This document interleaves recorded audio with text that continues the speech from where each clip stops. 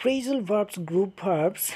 আজকে number 1 give away. Give away এর meaning হচ্ছে প্রদান করা বা বিতরণ করা, বাটানোর মতো। Examples, he gives away clothes to the poor people, মানে সে গরিব লোকদেরকে প্রদান করে কাপড় চোপড় প্রদান করে।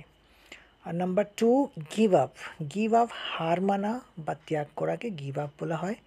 নেভার গিভ আপ, যেমন নেভার গিভ আপ, কখনো ত্যাগ করিও না বা হার মানিও না। যেমন I have given up painting, মানে আমি পেইন্টিং ছেড়ে দিয়েছি, এইভাবে। Number 3 give out. গিভ আউটের মিনিং হচ্ছে প্রচার করা বা ঘোষণা করা। Example, she gives out that she will not play in the final match, মানে সে প্রচার করেছিল, নিজেই ঘোষণা করেছিল যে সে নাকি খেলবে না, ফাইনাল ম্যাচে সে খেলবে না। গিভ আউট এইভাবে প্রচার করা। Number 4 give back. গিভ ব্যাকের মিনিং হচ্ছে ফেরত দেওয়া। Could you please give it back to me, মানে তুমি কি আমাকে এটা ফেরত দিতে পারবে, এরকম। আরও বলতে পারো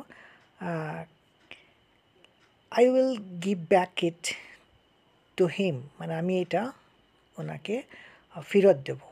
এইভাবে গ্রুপ ভার্বস ইউজ করতে পারি আমরা। এই গিভ দিয়ে গ্রুপ ভার্বস যেগুলো আছে কয়েকটি ইম্পর্টেন্ট।